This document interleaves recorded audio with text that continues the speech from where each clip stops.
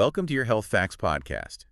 Today we're going to be talking about muscle weakness in seniors, a problem that affects many people as they age and can really have an impact on their daily lives. It's true, and actually there's even a name for this condition. It's called sarcopenia. Sarcopenia. Yeah, it comes from the Greek words for muscle and loss, which makes sense, right? Because it basically describes the loss of muscle mass and strength that happens naturally as we get older. So it sounds like this is something that just kind of happens to everyone, is that right? Well, yes and no. It's definitely a natural part of aging. After 30, we start losing like 3 to 8% of muscle mass every decade. And then after 50, it really speeds up. But the good news is there are things we can do to slow it down and even prevent some of the negative effects. That's great to hear. I mean, I know from personal experience how frustrating it can be to not have the same strength and energy you used to.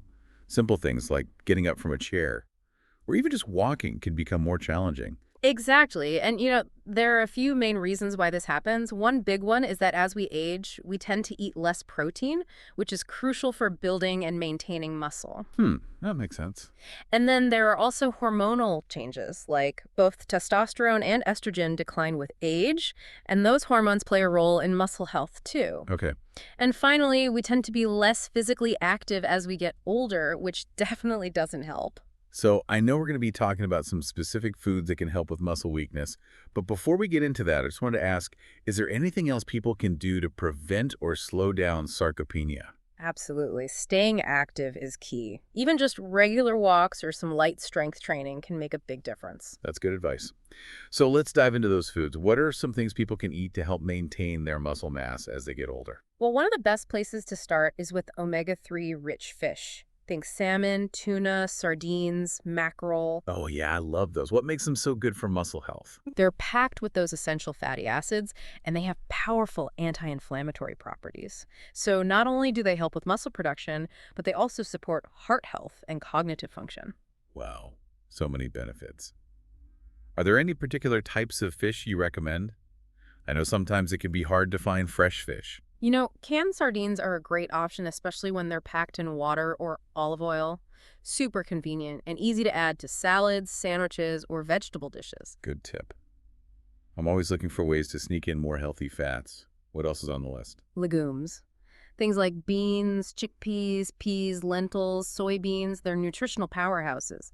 Tons of vitamins, minerals, protein, and fiber. Yeah, I definitely try to include those in my diet regularly. And for muscle health, it's that protein that really shines. You see, protein is this amazing macronutrient that's crucial for energy and maintaining those muscles. And unlike other macronutrients, protein doesn't get stored as fat, making it super important for everyone, especially seniors. Right, so it's essential to make sure you're getting enough. That's Okay, so we've got fish and legumes. What's next on the menu for strong muscles? eggs. They're like little nutritional powerhouses packed with vitamin D, vitamin B12, and choline, which are all crucial for muscle recovery, repair, and energy. Oh yeah, eggs are a staple in my house. Good. Each egg packs about 6 grams of complete protein, meaning it provides all the essential amino acids our bodies need. And a key one for muscle building is leucine. Leucine, what's that? It's an amino acid that stimulates muscle protein production and helps with recovery after you've been exercising. Interesting, I didn't know that. And here's a fun fact. Eggs are second only to breast milk in terms of protein quality. They also help manage weight because they make you feel fuller for longer. Wow, eggs really are a superfood. They really are. Okay, what else can we add to our shopping list for muscle health? Lean meats, especially skinless chicken and pork and lean cuts of beef. Think top round, tenderloin, or chuck. They're all packed with essential amino acids. And those are important. Muscle synthesis. It's how our bodies build and repair muscle tissue. These amino acids actually work against weakness. Plus, these meats are also good sources of iron, zinc, and vitamin B12. Got it. So lean meats are definitely on the menu.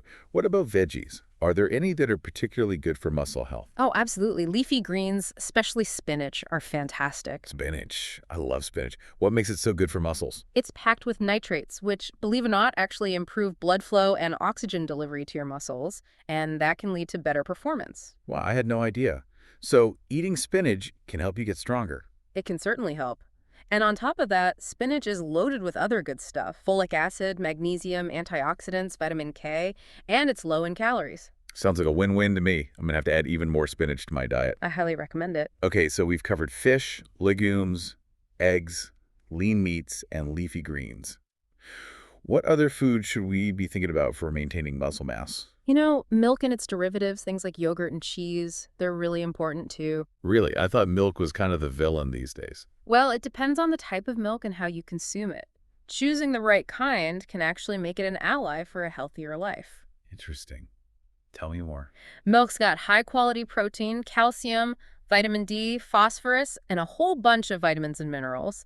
And all of that contributes to preventing age-related muscle loss. So, what kind of milk should we be choosing? If you're watching your fat intake, skim milk is a good option. And if you don't have to worry about cholesterol, whole milk is fine too. Got it. So, it's all about finding the right type of milk for your individual needs. Exactly. Okay, we've covered quite a few foods already. What else is there? Well, don't forget about nuts and seeds. Almonds and walnuts, in particular, are great choices. Oh, yeah, I love those. They're so easy to snack on. And they're full of vitamin E and healthy fats. Those nutrients help protect your muscles and reduce inflammation. I've heard vitamin E is especially important for women going through menopause. That's right. It can really help alleviate those symptoms like hot flashes and dryness. Plus, it helps stabilize mood and protect arteries from oxidative damage. That's great to know. I'm going to have to make sure I'm getting enough vitamin E. And then we've got quinoa. Quinoa. I've heard of it, but I've never actually tried it. What is it exactly? Well, it's actually a seed, but it's cooked and eaten like a grain. And it's incredibly nutrient dense, just packed with essential vitamins and minerals. Sounds healthy. Oh, it is. And one of the best things about quinoa is it's a complete protein.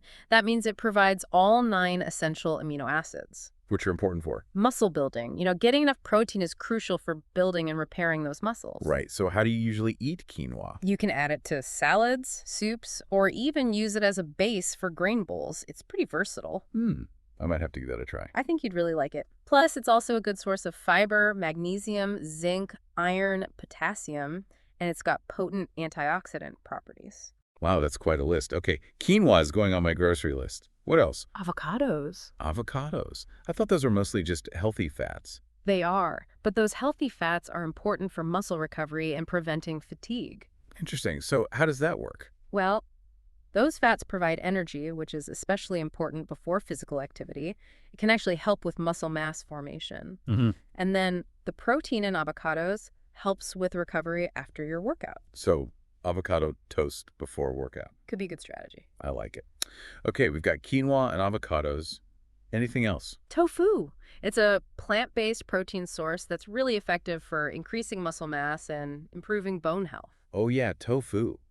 I know it's good for you, but I don't always know what to do with it. It's pretty versatile. You can stir-fry it, add it to soups, or even use it as a meat substitute in some dishes.